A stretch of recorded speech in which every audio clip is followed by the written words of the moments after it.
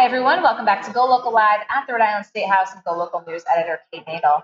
I'd like to welcome in my next guest, Representative Charlene Lima. Thank you for joining us today. Oh, thank you for having me, Katie. It's going to be a busy day, and it's been busy for you as of late with some legislation that I want to talk with you about while I have you here. Let's talk about stun guns and tasers. This is some legislation that you say you think people should be empowered and legally able to buy these. Absolutely. There was a woman in Massachusetts who had a dangerous ex-boyfriend, and she was in fear. So she got herself a taser, and she was arrested and charged as a criminal. And she took it to the Massachusetts Supreme Court, and they upheld the conviction. And then this group, AWARE, Arming Women Against Rape and Endangerment, took the case to the United States Supreme Court. And the United States Supreme Court overturned the conviction and basically sent the message that it's someone's second constitutional right to have a taser. So we had 47 other states where it's legal and hundreds of thousands of people already have them. Massachusetts Supreme Court has changed their ruling, and the Massachusetts legislature is in the process of changing the law. So there would only be 2 other states that it's banned, but the issue is moot whether or not to do it because the United States Supreme Court has already ruled that you can't ban them.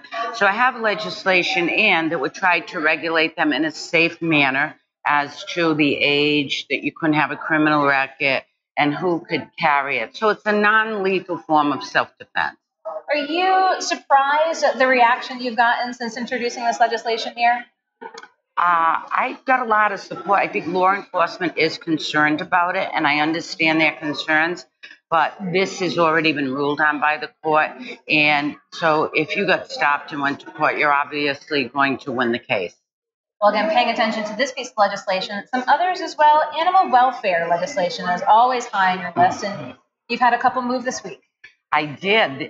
My Animal Retirement Research Act basically states that when research facilities are done with research animals who are alone in a cage all day, they've never been outside, and they go through some pretty nasty stuff to benefit us and our health, that do not throw them away when you're done. We can get them a forever home. It's been done. The law's been changing in many other states already, and I'm so happy that the House passed it. Just yesterday, the Senate passed it, because now we can get these animals in loving forever home. It's the least we can do after all they have sacrificed for us. And finally, one of the big issues this week, the debate over the potential to rename the airport. And you have a very strong vantage point on this. I absolutely do.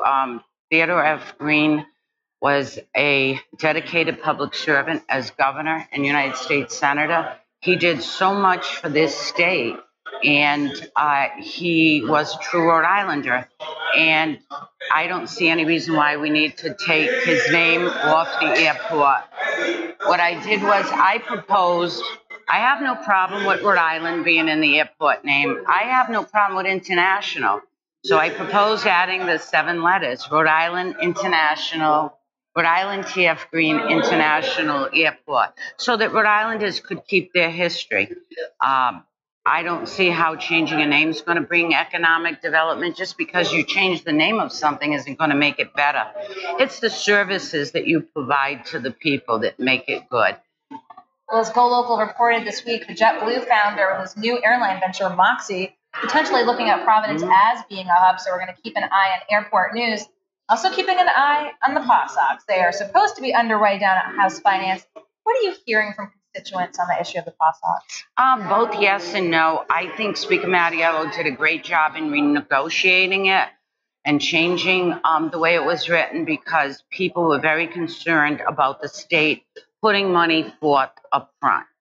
I think the owners should put the money up for their venture, and then we could take care of them on the back end for investing into Rhode Island.